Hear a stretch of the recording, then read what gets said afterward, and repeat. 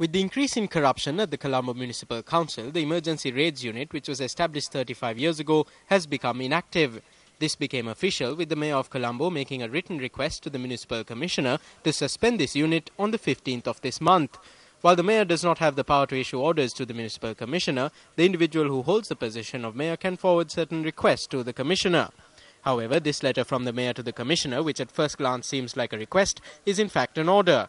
The Mayor has informed the Municipal Commissioner through this letter to transfer the work done by the Emergency Raids Unit temporarily to the Municipal Council's Internal Audit Unit. The Mayor's amazing intentions in transferring the affairs of the Emergency Raids Unit, which is active 24 hours a day, to the Internal Audit Unit, which is limited to an 8-hour working day, is also contained in this letter to the Municipal Commissioner. The intention of the Mayor in transferring the affairs of the Emergency Raids Unit to the Internal Audit Unit is to strengthen the Internal Audit Unit.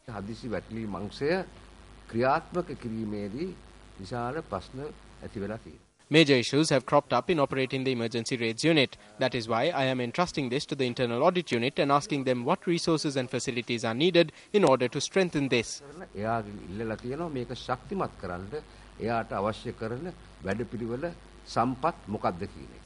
However, if the Mayor is one who respects good governance, then what should have been done is that the necessary facilities should have been provided to strengthen the Emergency Raids Unit, which functions without even a proper office.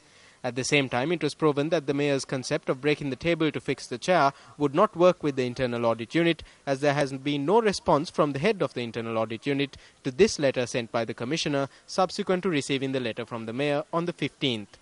The Municipal Commissioner in this letter is requesting the head of the Emergency Raids Unit that if there is a plan for the Internal Audit Unit to conduct the affairs of the Emergency Raids Unit, which is active all 24 hours and which falls under his direct purview, in the same manner, then it should be submitted without delay. However, 5 days after this notification, such a plan had still not been submitted. It is through the Emergency Raids Unit that incidents of corruption within the Municipal Council were exposed and several possible incidents of corruption were prevented. The Emergency Raids Unit remained active in this manner even though special commissioners in the past made several attempts to illegally remove the head of the unit. These attempts were prevented through the intervention of the courts. On Sunday, Action TV revealed that the idea to temporarily suspend the Emergency Raids Unit, which is conducting investigations into several incidents of major corruption in order to establish good governance, took seed in the Mayor's head a week before a good governance program was held by the Municipal Council for councillors and senior officials.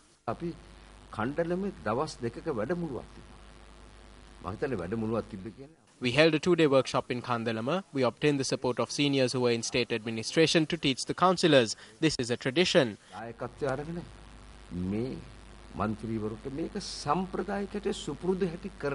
A sum of close to 3 million rupees from the council funds was spent without the approval of the council on this workshop.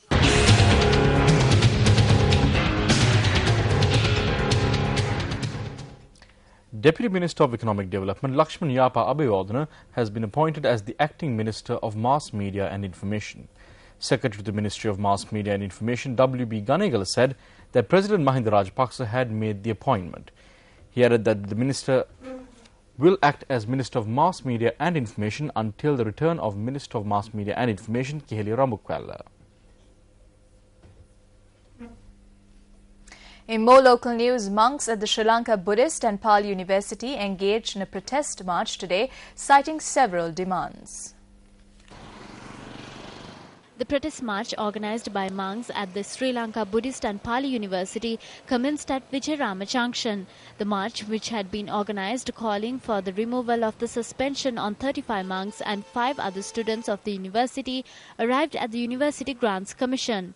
An official from the University Grants Commission came out to meet the monks.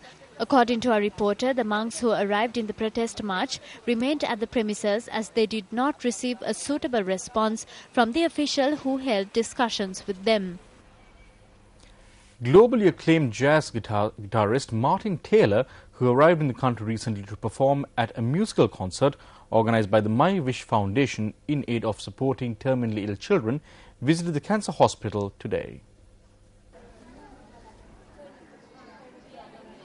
My Wish Foundation aims to brighten the days of children with life-threatening medical conditions.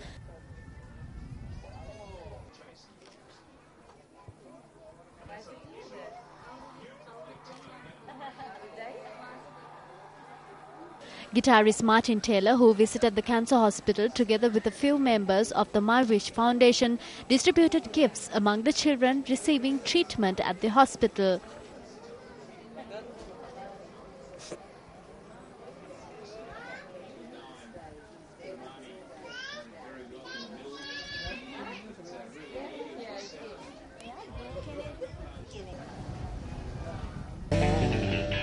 Good evening and welcome to Sports Fest. A renowned international cricket commentator and first-class cricketer Ranil Abenayaka passed away this morning. Abenayaka, who was an old boy of St. Thomas's College, Mount Lavinia, passed away at the age of 57. Ranil Abenayaka played first-class cricket for his alma mater, St. Thomas's College, Mount Lavinia, and then went on to captain SSC. He also played for English side Bedfordshire. Ranil Abenayaka played first-class cricket for 17 years from 1973 to 1990, while he also captained the Cricket Board President's 11 team. Abenayaka, who was dedicated towards the development of the sport, served as a member of the Cricket Interim Committee, member of the Selection Committee, a coach and a curator. He was also part of several programs aired on MTV, Yes FM, and Sirasa TV. As Mahela Jayabodhana and Kumar Sangakkara tore apart the South African batting. From 1997 to 2001, Ranil Abenayaka played a pivotal role in the media as a program presenter, specialist commentator, and resource contributor. A big hit and Ranil Abenayaka also worked as an executive officer of the Capital Maharaja organization during the mid-1970s. Sri Lanka beat India by 51 runs in the 8th match of the Tri-Series in Brisbane, Australia today. We now join former Sri Lanka cricket captain Arjuna Ranatunga for an in-depth analysis of the match.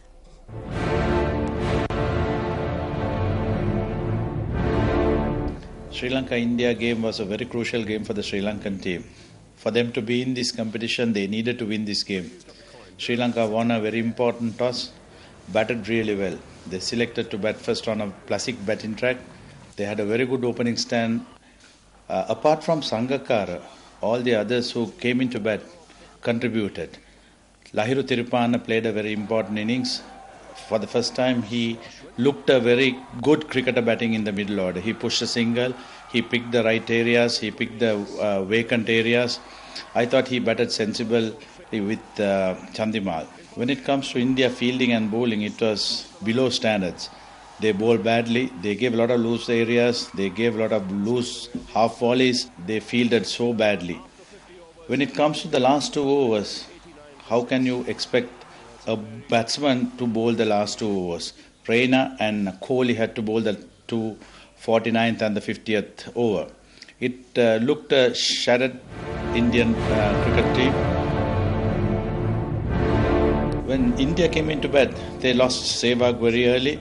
He played the same shot in the last game, got out the same manner, and it was so unfortunate. When you take the responsibility as a captain, you need to correct your mistakes. It didn't happen with India. They lost 3 early wickets. They lost Sehwag, they lost Tendulkar, they lost Gambhir. It was a very difficult task when you lose early wickets at the start to chase something like 290. I thought the middle order started getting better, but no one went up to get a 3-figure mark. And Sri Lankans bowled well. Thisara Perera was very consistent, and Kulasekara bowled to a proper line. And fielding was not the best days we had. We missed a couple of chances, but we fielded, overall we fielded pretty well. And if India wants to keep in this tournament, they need to pull their socks. Talk to each other, try and analyze their mistakes, and come hard in the next game.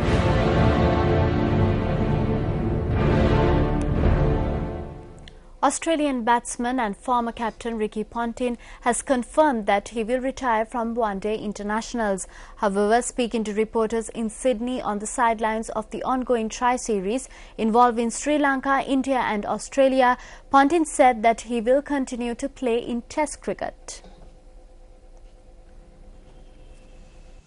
Ricky Ponting was dropped from the Australian team because of poor form, with the selectors indicating that his career in one-day internationals was all but over. The 37-year-old Ponting, the second most prolific batsman of all time in one-day internationals, with 13,704 runs since his debut in 1995, has made just 18 runs in 5 games in the ongoing tri-series against India and Sri Lanka.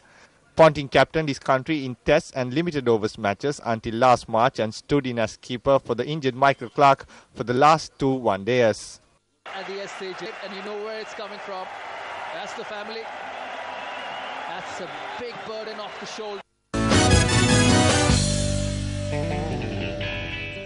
Well, that's it from all of us here at the MTV News Fest desk for the moment. Do log on to our website, that's www.newsfest.lk, for the very latest on the web and the world around you. I'm Mahina Bongzo.